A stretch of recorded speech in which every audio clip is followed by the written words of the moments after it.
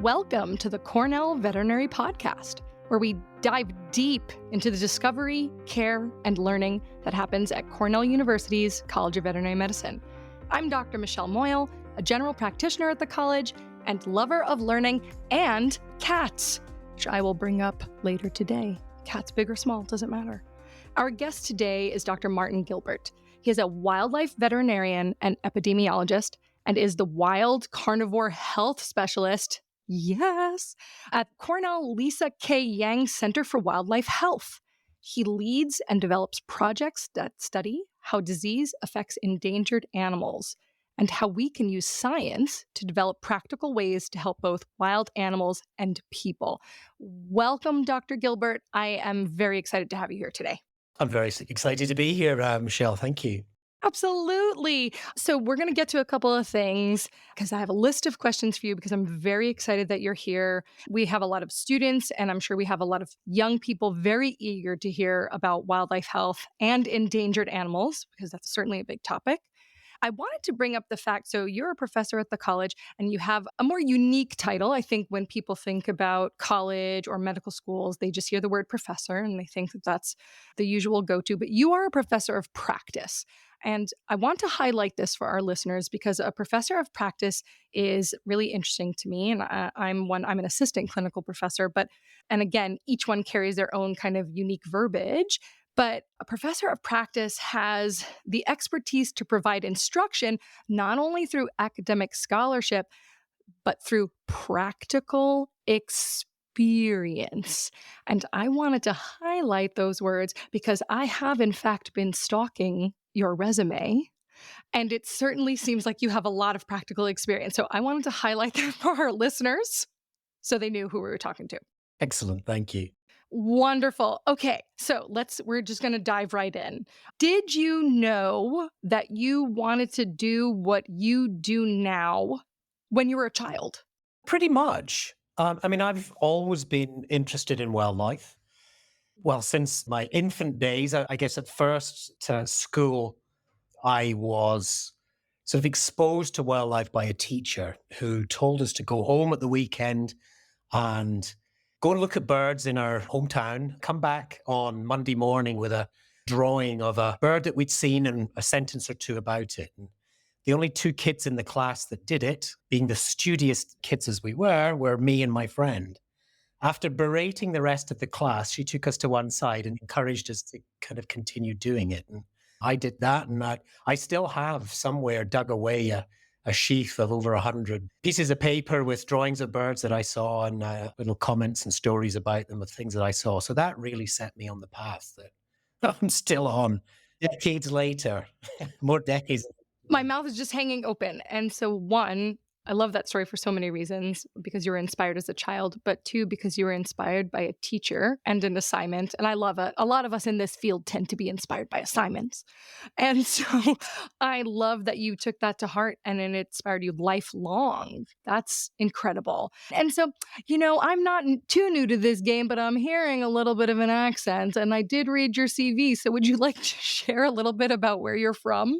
Originally, I'm Scottish. Brought up in the Lake District in the north of England. So, wow. So yeah, in a rural kind of environment. So I was very fortunate in being surrounded by lakes and woods and marshes and places to get wet and cold and watch wildlife. Yeah. Oh, all things, well, the wildlife aside, cold and wet is not on my high list of things to do, but I understand that people enjoy that. That's great. And so let's jump right in. I love that background. I could see where a lot of inspiration kind of came from where you were raised. It sounds kind of magical, honestly.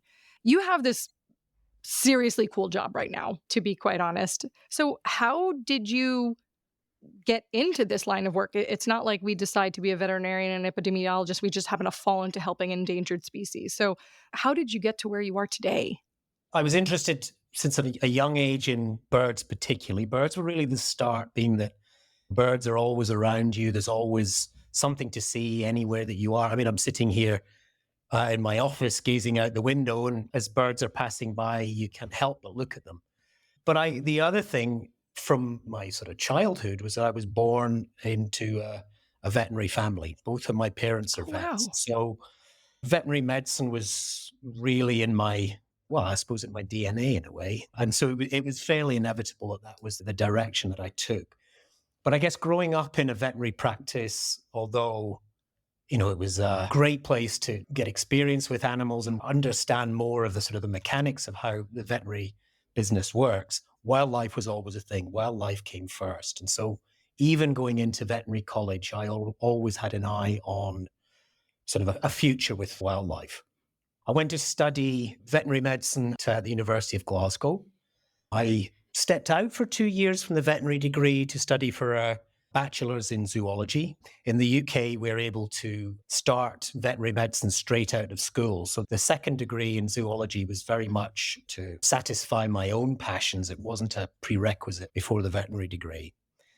I also tried to make the most of all of the opportunities that I had through university to travel, to visit other parts of the world, or to volunteer with projects or get jobs sometimes with projects, either within my own country or internationally, that were conservation focused. So I spent time working with seabirds in Scotland. I went overseas to Mauritius to work on a project over there as a student, and really try to feel my way through the sort of the field more broadly. Because even early on, even as a student, it was clear that if you're going to get one of those jobs, they always tell you that wildlife veterinary jobs, there are no jobs in wildlife veterinary medicine. Even I've heard that, and I'm not in that field, right? They're like, you don't just step off and go, I'm going to apply for a wildlife job.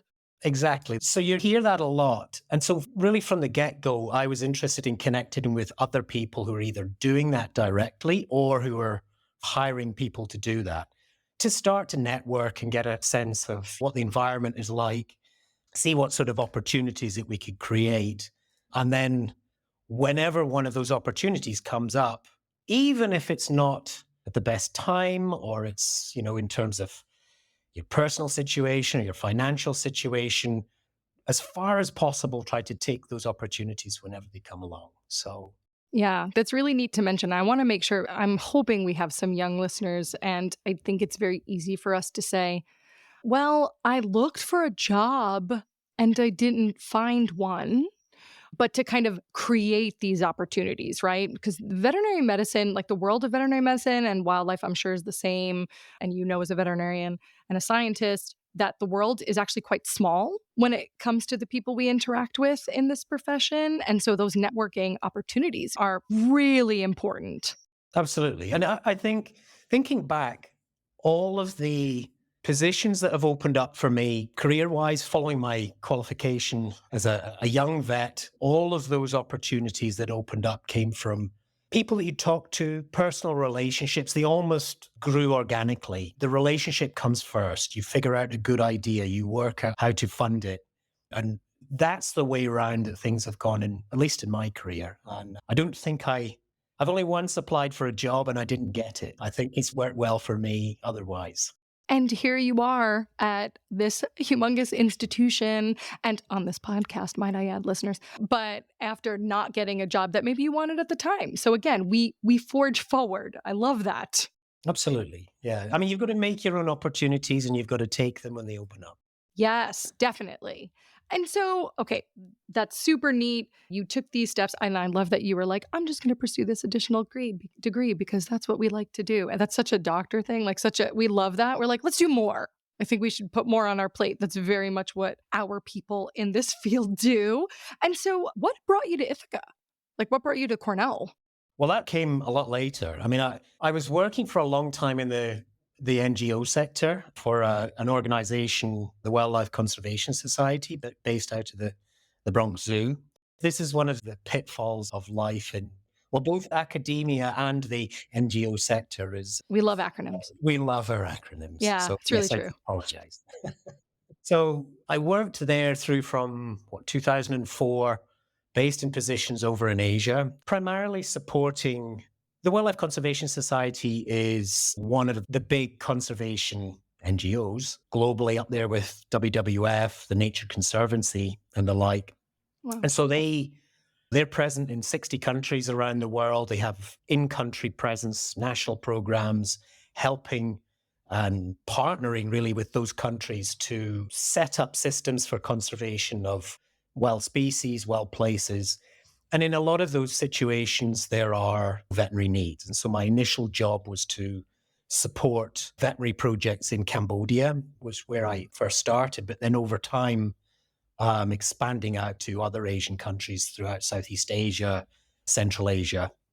And after 13 years there, I stepped aside to work on my master's and PhD. And then when I came back, More learning. You heard it here, folks. More learning. one of my colleagues from WCS days had been offered a position here at Cornell, and he offered me a position here to continue and expand doing what I'd been doing in Asia. And so I was only willing to take him up on his offer. And I've been here ever since. That was 2016. Wow. That's awesome. That is, wow. And I think, again, it's kind of similar. I joined the academic setting after 14 years in practice as well. So now we know why you're a professor of practice, because that doesn't come with like, you have like a lot of experience, right? To pass on. And gosh, you have studied a lot of animals in exotic locations, like you're talking a lot about Asia.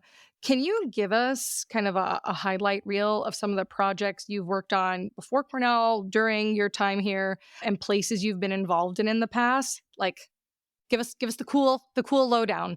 But you can mention there was a time when I was like slogging through the mud to follow a certain animal, and it was not enjoyable. But at the same time, I'm helping this animal.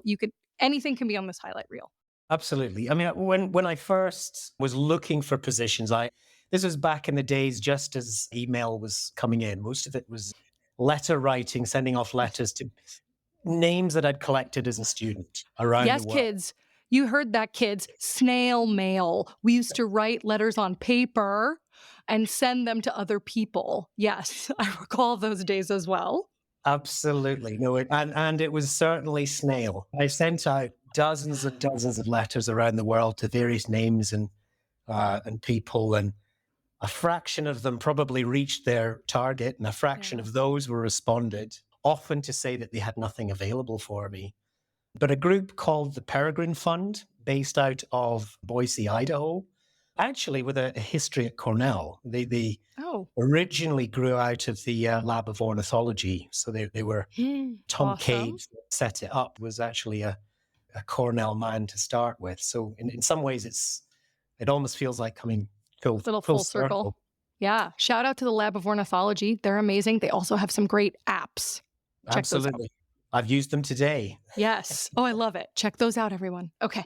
So so they offered me a position in Madagascar. So my first position was over in Wow. Madagascar working with the rarest fish eagle species in the world.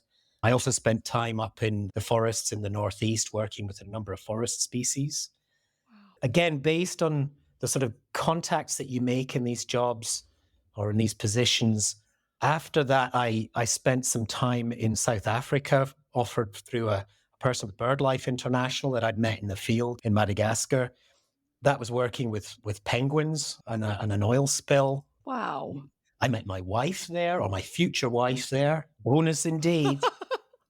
I love when I, that happens. I That's then amazing. moved over. I spent a little bit of time in Australia working with endangered marsupials before the Peregrine Fund came back to me to ask if I might be available to go up to Pakistan and assist with what at the time was one of the big conservation issues globally, really, but certainly in Asia, was the die off of vultures in India and Pakistan and Nepal. And Oh so they my were looking for a goodness. vet to help with this sort of catastrophic die off. And so I took a position there. Through my position with the Peregrine Fund, I also spent time in Greenland catching falcons, Papua New Guinea, studying a very poorly known forest eagle species. Then, as I say, I moved on to the Wildlife Conservation Society in Cambodia and working more widely in Asia, focused on a whole range of different jobs, everything from what dolphins and turtles to highly pathogenic influenza, bird flu up in Mongolia in particular. Wow. Then I switched to the Russian Far East and tigers. I worked over in Russia. That became my master's and my PhD, so did my graduate studies over there, which then moved on to Cornell and tigers elsewhere in their range, snow leopards in Central Asia, and rhinos that I hinted on there in Nepal, which is a species that I'm working on at the moment. That's that's quite a highlight reel. I'm giggling because like my highlight reel is the fact that I got up today and I managed to shower and I did go to the gym and I feel very successful, but that's a different kind of success. And so the reason why I love that so much is because the breadth of your knowledge is quite amazing. And what I wanted to make sure, and you can correct me if I'm wrong, you love birds, you work with birds initially, and maybe when you moved on to the rhinoceros or tiger, maybe you didn't know everything about them, but that's kind of the beauty about being a veterinarian and a doctor and is like learning more about them. Yes, because I don't want everybody to think that you should know everything about everything right away. At college, I think, aside from the regular domestic animal species, when I was studying at college, I know it's changed a little bit today, we barely had a day on most of the sort of small furries, the rats, mice, and guinea pigs, and rabbits, and all the rest of it. A day on birds, but then going through to when my parents studied, they had a day on cats. So I guess it's all Right. part of the curve. Yeah, it really is. And now it's becoming a little bit more specific, but still, even then, I find that the learning curve kind of remains somewhat sloped, not necessarily steep, but somewhat sloped, despite however long you're in the profession. And so that's really great. I was just in Australia and I saw blue penguins coming out of the water, and it was the most amazing experience of my life watching penguins move around. I made a special effort to go and see the little blue penguins when I was over there. Yes. Absolutely. Thank you for speaking to that. That just reminded me of my trip, and that was wonderful. And so now, for everybody listening, hopefully you noticed that I said I was a lover of cats, big and small. And you mentioned that you worked with tigers, and your work on tigers has made some headlines. Like, could you share with us more about your work in tiger health and tiger conservation? Sure. So my work with tigers was really focused on a particular disease, canine distemper virus. Yeah, Absolutely. gotcha. So I guess CDV, canine distemper, a pathogen that, we normally, I mean, it's in the name, we normally think about it as a pathogen of domestic dogs. It's common in dogs around particularly parts of the world where vaccination is not usually practiced.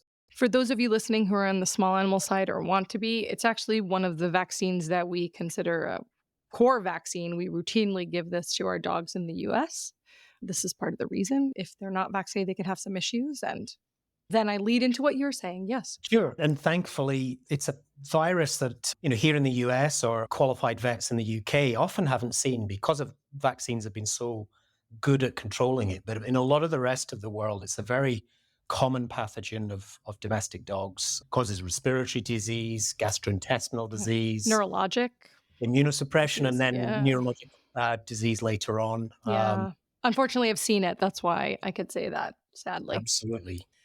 It also affects wild carnivores. So it's quite common here in North America in sort of raccoons and foxes and species like that. But it wasn't seen in wild tigers until 2003. There was the first case in a wild tiger was out in the Russian Far East, was a young female tigress that walked into a village along the Chinese border.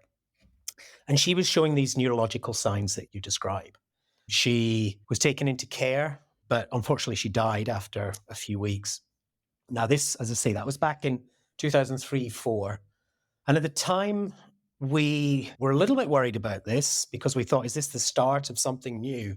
But because tigers are so solitary, they have very little contact with other tigers, we thought the potential for transmission through the population was very low. And Sure. so initially we set it to one side. We thought this is unlikely to be, a conservation threat.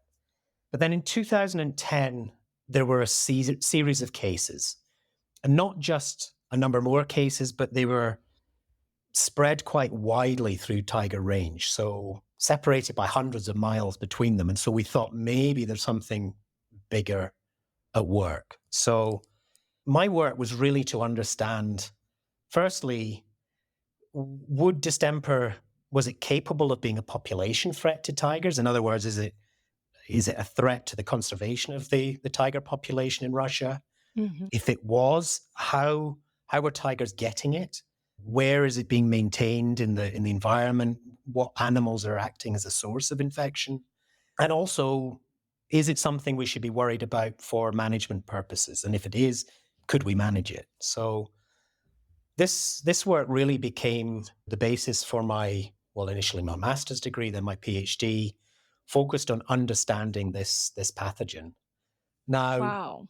I was fortunate in the sense that the Russians, over the years, the biologists working out there had been very diligent at collecting samples. So we had a library of samples that we could refer to look at how tigers have been exposed over time and how that had changed over time. But we also collected our own samples. We went out into the forest, sampled wild carnivores, badgers and raccoon dogs and species like that are out in the forest, and also domestic dogs that are in the communities throughout the Mhm. sort of villages and settlements throughout tiger habitat. Now, our findings were actually unexpected. We thought going into this that we were going to find that domestic dogs were probably the most, I mean, it's in the name, canine distemper virus, that they were the most likely host that tigers would be picking the virus up from. But it turned out that wasn't what was happening. Oh, The tigers were actually getting it from the local wildlife. So the sort of common species in the forest, that particularly marten species, which are very common. And we found, if anything, they were the source of infection, not just for the tigers, but also for the local domestic dogs. Dogs that were taken to the forest were more likely to be exposed to the virus. wow. And these types of studies obviously are quite important, right? Because then can we implement, like, there might be something you could do about it in this case, right? Can we implement a vaccination program? But you have to find the source. Exactly. So initially, thinking that had it proved to be domestic dogs, then that would have pointed us towards improving the vaccination coverage for domestic dogs Mhm. in areas where tigers live, to reduce the burden of infection in the tiger's landscape. But because it wasn't domestic dogs, that really influenced or pointed us towards the only other credible way of managing it, is to vaccinate the tigers themselves. Wow. So we have been looking at ways that we could deliver vaccines to tigers, strategies for how we could do it so that we could make the population more resilient to future outbreaks. And so we've been looking at just vaccinating low numbers of tigers rather than the high herd immunity, the sort of coverage that we looked at trying to get in the population with COVID. Yeah, yeah, with We're a actually just pandemic, right? The most we so exactly. if we vaccinate everyone, we hope that kind of herd immunity helps those out who may not have good immunity or cannot get the vaccine. Absolutely. So, Yeah, but here we're never going to get rid of the virus. It's out there in the environment. We can't vaccinate all the badgers and foxes and right. sort of wild carnivore species.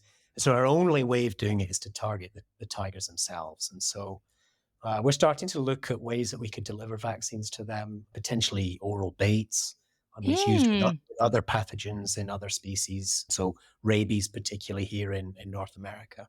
So really, this research was aimed at trying to understand enough about it, about the system, to be able to inform management and work out how to resolve this problem.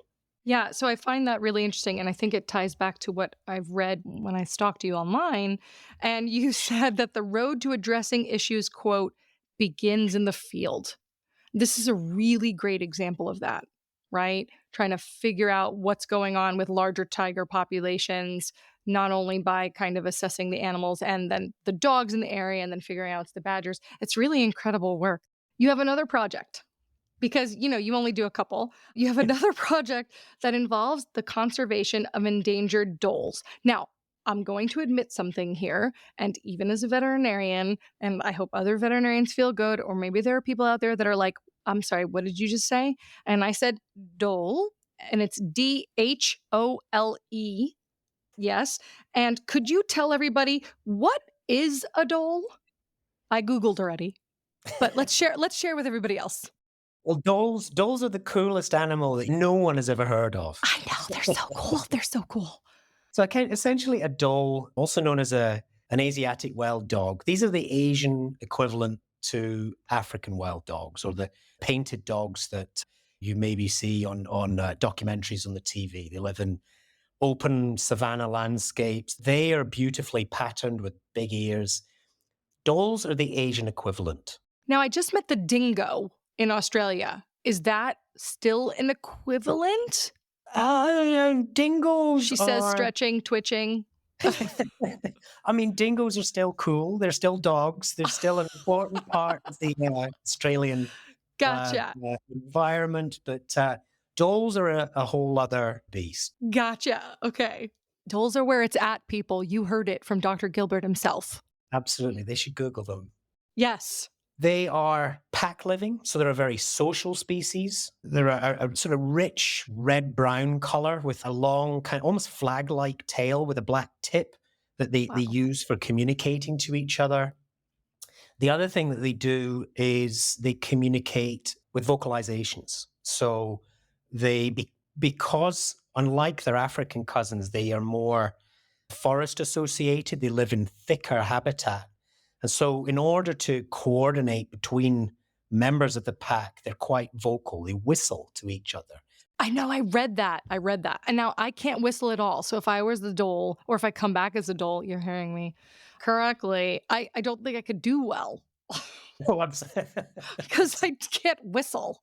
well, doles are certainly whistlers. I mean, I Wow. literally have just come back from Thailand, where I was working with a Thai veterinarian on a Dhole project that we're developing over there. And the first night in the field after dark, you could hear the dholes whistling in the forest as they were hunting. Yeah, so Wow. they hunt cooperatively, although they're not very big themselves. They work collectively to bring down large prey. They're very effective hunters of large deer, even wild cattle. So they're quite a beast.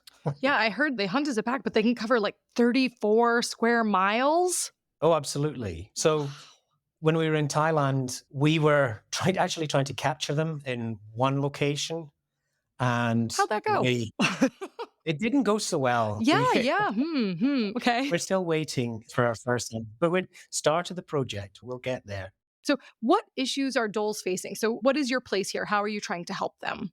Although populations, at one time used to be quite widespread in Asia, all the way from the Russian Far East down to the southern tip of India and Southeast Asia, Indonesia, but their populations have declined greatly. They're now really occupying less than 20% of the land that they used to cover, Wow. primarily because of habitat destruction, loss of prey. As I say, they need large prey, which are often hunted out themselves. So Yeah. even in areas where the dholes haven't been hunted, there's not enough food for them, and also through persecution directly from people. But our focus is on another threat, and a threat that has not really been systematically studied, and that is health.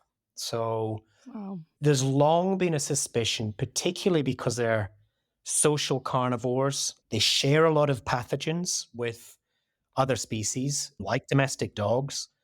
So rabies virus, distemper virus, mange, parasitic disease, that spreads very quickly through their packs. And so potentially, at least, could be a really important threat to their conservation, just as it is with other social canids like African wild dogs in Africa or Ethiopian wolves or similar species. So we're really looking to understand the impact of these pathogens at a population level, how they are a little bit like the tigers, how they are circulating, where they get them from, and if they are an issue at a population level, how would we control them? Yeah, absolutely. So when we think about the Dole, right, you said they're a pack animal. So if one animal in the pack gets, you were saying mange, like a very contagious skin disease, and then goes back to the pack and is grooming or even just like sleeping next to another Dole, or they have a respiratory disease, they're breathing, they're coughing, obviously it can affect the whole pack and it can decimate populations depending on what they get, right? Absolutely, yeah. I mean, Yeah. and that's at So least hard to that's the hear. theory. But Yeah. so Yeah. far, no one has looked at Dole. So this would be Wow. the first project to really understand the the health threats to their population, and as I say, how to address them. That's so neat. So now our listeners hopefully will be inspired, much like you were by your teacher telling you to go look at a bird outside. I will encourage our listeners not only to look out the window and look at a bird, but they're going to Google Dole. And maybe one day they will be in a position where they're doing subsequent projects to what you've started. Okay, you've mentioned all of these places, right? So Russia and now in Thailand, and you're in all of these places in Asia, in Greenland. I'm assuming you don't always have the facilities to do like high tech testing, right? Like you're in the middle of the forest. I don't know if you set up like a station or whatever. So I've heard that your team have like pretty cool solutions to like figuring out how to do testing and analysis. And so could you tell us, and I love for people who don't know, there was an old show in like the 80s or 90s called MacGyver. And I've brought MacGyver up before, and MacGyver would figure things out and he would like take care of a bomb with like a paperclip and a pen. And I love that. And so this sounds like a MacGyver moment. So shout out to that old TV show, but shout out to you and your team. So how does your team make solutions to doing the things you need to do when you're out in the field? Absolutely, MacGyver is a nice analogy here. I mean, Thank you for that. we're not diffusing bombs, but Okay, okay. It's fine. we're certainly trying to overcome logistical challenges. I mean, most of the species that we work with, a lot of them live in sort of remote and hard to reach areas. And so Yeah. a lot of what we do is trying to figure out the most practical way to solve problems to work with these species in these places.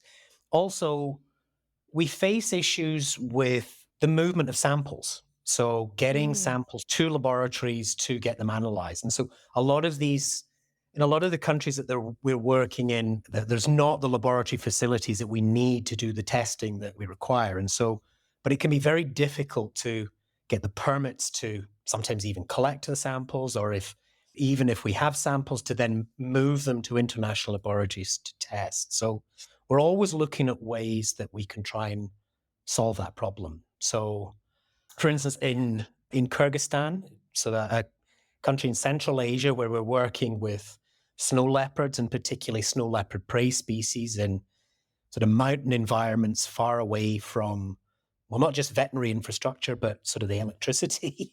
We're just using paper. We're using filter paper to soak up blood samples from wild sheep and goats that the snow leopards prey on, that we then dry, and we can bring those back to laboratories. And because this is a low tech method of collecting samples, it's perfect for field guys. So people with no veterinary background, just rangers who, with a little training, are able to collect the samples, and it extends our sort of reach out into very difficult to reach areas. wow. So I'm picturing like a coffee filter, like kind of a porous kind of paper. They're more like strips. So it's like a Yeah. strip of filter paper that we will soak up, and they dry, and they work really well. We can bring them back to the lab and reconstitute them, and you can then test with that blood sample. And so we're working to perfect some of the lab techniques so that we can adjust them to make better use of samples like this. That's awesome. And I appreciate, to be quite honest, local guides and people that work in the area probably know these animals and their behaviors best, right? I mean, you do too, but they know a lot about the terrain, about the weather. Absolutely. I mean, they are the people that see these animals on a day-to-day basis. They're the Yeah. eyes and ears that, if there's a mortality in sort of a remote valley somewhere, they're the only people there. But even though they have that access, they are frustrated that they don't have the knowledge to know how to respond. And so we're trying to give them the ability to connect with diagnostic services that can then identify the causes of mortality in these cases. Yeah, that's so neat. I feel like I always have a moment during these podcasts where I talk about Cornell's motto of doing the greatest good. And I think that that's a really good example of like helping others to do the greatest good as well. That's incredible.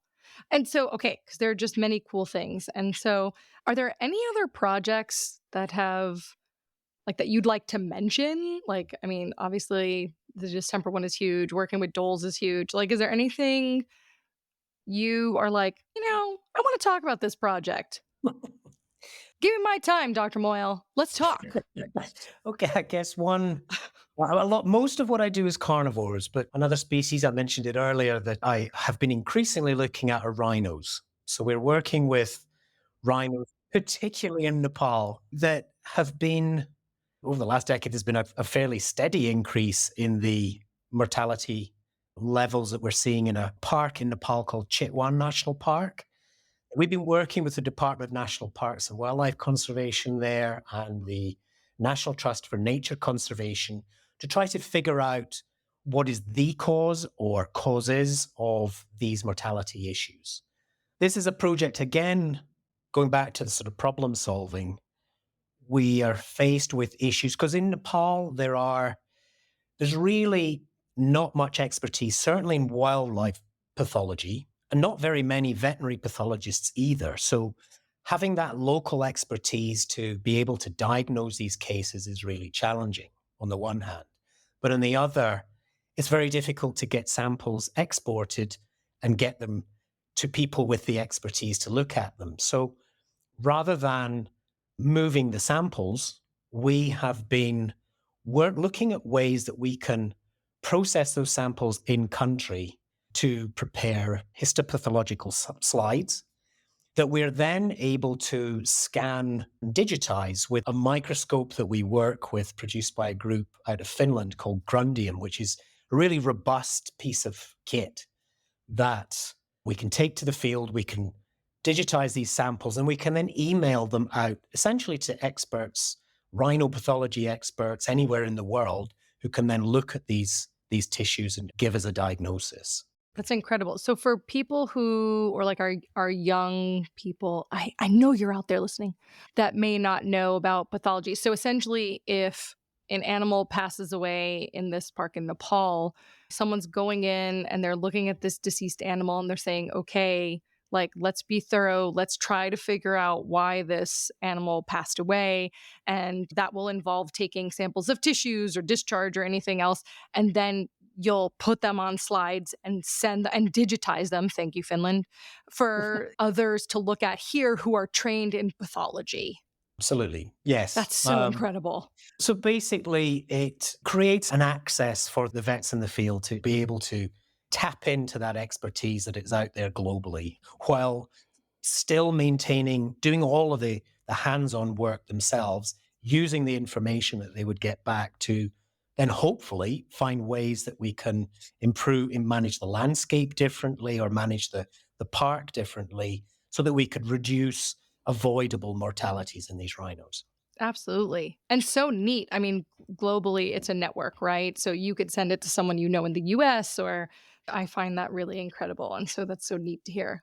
And so, like, seeing that you've had all of these, I'm going to call them adventures because in my mind, you are now Indiana Jones.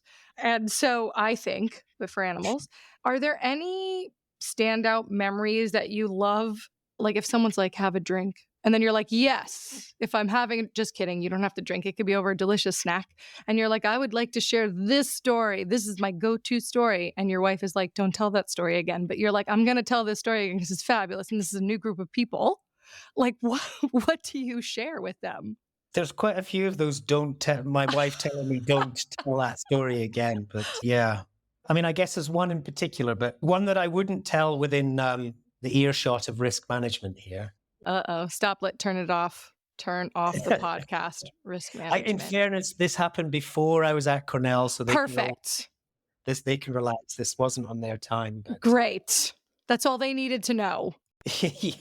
I did very nearly get eaten by a tiger in the Russian Far East. That I had a Oh, bit of an encounter, yes. It was while I was out in the forest with the distemper work, we were trapping wild carnivores, and I was checking my traps early one morning to see if I'd caught anything overnight. And I was already on edge because we have little cameras, remote cameras that we can monitor our traps. And I'd checked one of these cameras and seen that we'd had a bear come in for the first time. I'd not had a bear coming into my traps at night before. And so I was on my own, a little bit on edge, thinking there's a bear in the forest, we've got to be a little bit careful. And as I agreed. Agreed. as I'm approaching my last trap, I had to cross a river. And so I gradually picked my way across the river, and I was just coming up on the other side when, across from the other side of the river where I'd just come from, the forest exploded with sound. Um, a loud roaring sort of up on a hill over the river. And my first thought was bear. This is the bear I've been thinking about all morning. And it was clearly running fast directly towards me, roaring the whole time. It didn't stop roaring the whole time. And I could see bushes moving. It was maybe 200 meters, 200 yards, something like that away from This me. sounds like a great scene from Jurassic Park, by the way. I It was just want to very, share very that. Jurassic Park, Yeah, very yeah. Jurassic Park. And then as it burst out of the little trees on the edge of the river, I could see it was a tiger. And I won't say what I said, but it was very brief and to the point. We would probably have to bleep that out, kids. We You won't might we have won't to. have him, yeah, say that. And so it was still roaring. As soon as it hits the cobbles, the rocks by the river, my first instinct was it was going to stop. It was going to stop at the river, but it didn't even slow down. And she jumped the river. And as she jumped the river, I turned and looked for somewhere to hide. And there were some small trees nearby. And I went running for these trees. And for that split second, as she jumped the river and I moved, she lost sight of me. And she came up on the bank and actually ran straight past me with her head swinging one way and another, looking where I was. And she overshot, and then she sees me behind these trees. And I'm when I say I'm behind these trees are maybe 3 inches in diameter. They're not doing anything to harm me. It's Oh, pathetic. this is great. And now Jurassic Park has turned into a comedy. Yes. Yeah, absolutely. For us listening, for us. And so she's standing there roaring at me. And the only protection that I had, we had flares. So like the flares that you put down sort of on the roadside if you have a flat tire on the freeway or something. Yeah. I had one of those, but I'd never pulled it before. It had a string that you would use to set it off. And so I'm standing there holding it and I'm thinking, do I pull it now? Or because of course I've no idea if it's going to be effective to keep her away from me. And so I thought, if she makes a move towards me, I'm pulling this and I'll try to scare her off with it. But that was the only thing I had. And after, as I say, she's continually roaring through this whole process. But after, I don't know how long, she kind of stopped. She turned her head, jumped down off her bank and went walking off into the forest and didn't even look back. She knew she'd done what she needed to do. And I'd been firmly put in my place. And so Oh my I just stood gosh. there quivering. I'm sure that must have felt like forever and very fast at the same time. You know, those moments, although I'm sure it really felt like forever. Like domestic cats can run, I think, up to 30 miles an hour. So I can only imagine what her running at a full tilt, like across a bank, how amazing that is. My gosh. Absolutely. Oh Yeah. my gosh. That is a great party story. I would enjoy hearing that again with snacks. So, it's definitely keep that in your pocket because I think that's pretty amazing. And so, what is something, because I want to be mindful of our time, because our time has been precious and amazing and enlightening. What is something that you really want people to know or understand about wildlife or nature in general? And if you want to send a message to the people that at Yellowstone go and try to touch bison, feel free. I can tell them, please stop doing that. And you could do a different message.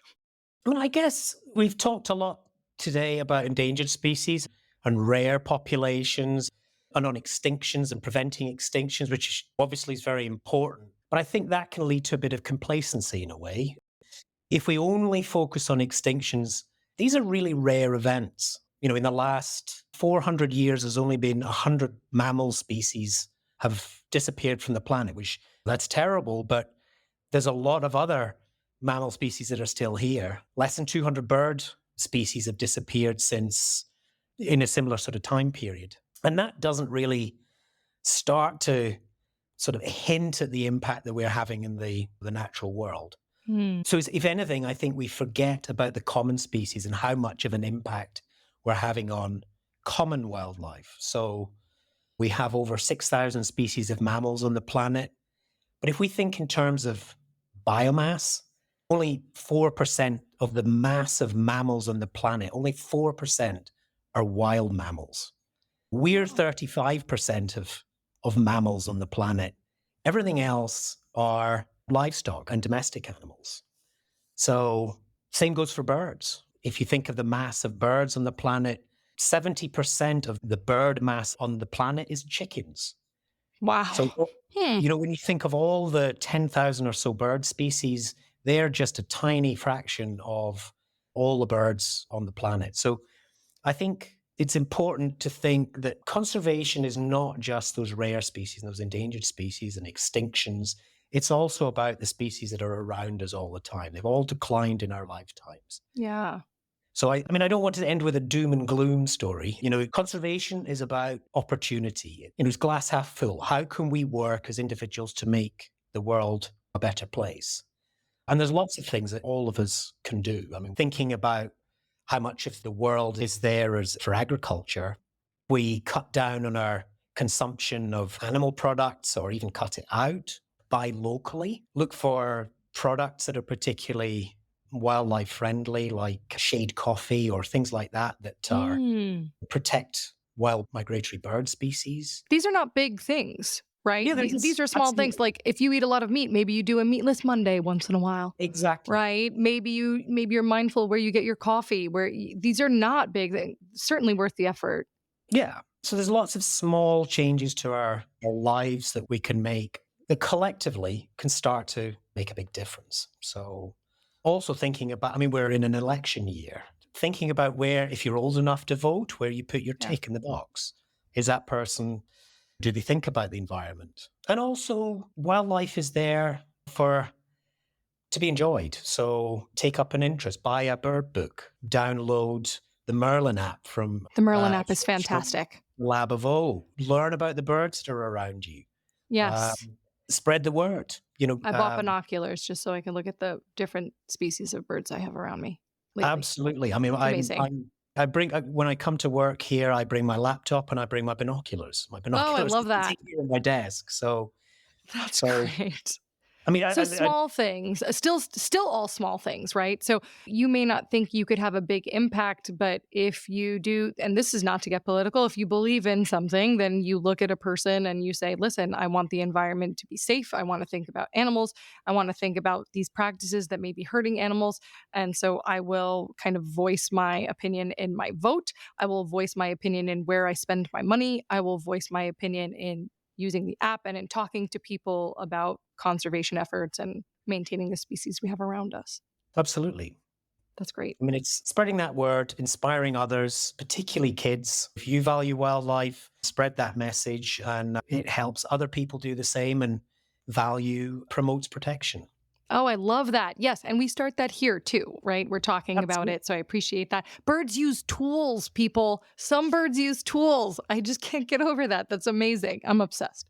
But so as we wrap up, because you're this seasoned traveler, and I might have mentioned telling your stories over drinks or snacks. I actually prefer the latter. I am a food person, and I was just in Australia and actually just in Singapore and had some of the most delicious food ever. And so I'm going to ask you, we're just going to keep it light on this last one. So I would like to know your favorite food from Scotland and or England, since that's where you spent some time. Talk to me about that. I don't know about favorite food, but it does always strike me as amusing in that I'm vegan. Yeah, I work Okay. with Love it. carnivores.